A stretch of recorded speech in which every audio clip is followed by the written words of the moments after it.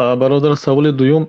در برنامه شبانگی شما گفتید که بهترین دعا در در حالت سجده، وقتی که انسان سجده میکند باید دعا کند.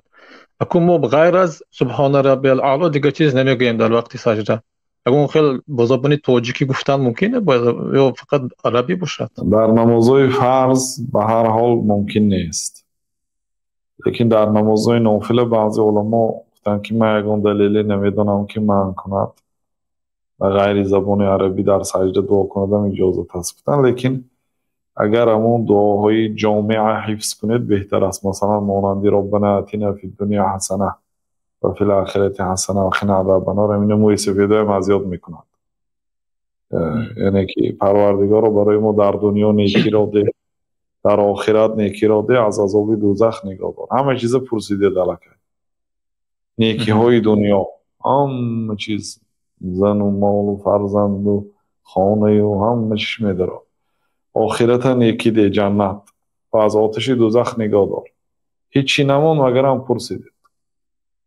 یعنی همیشه دعا اگر حفظ کنید باکی ندارد.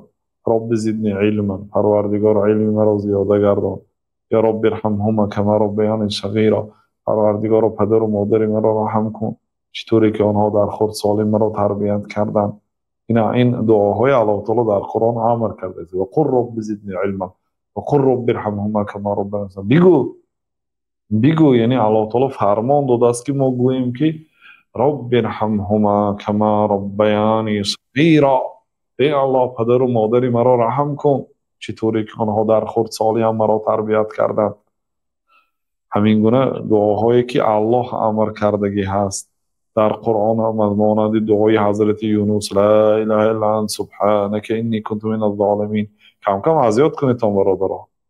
آدما همین یک دنیا بعضی برادرهای تاجیک سرودهای هندی حفظ میکردن، من معناش میدونم. سرود گناه، سرودی چیه هندی و دیگرهای حفظ میکنن. با یک دو دعاهای حفظ کردید خوب است آخه.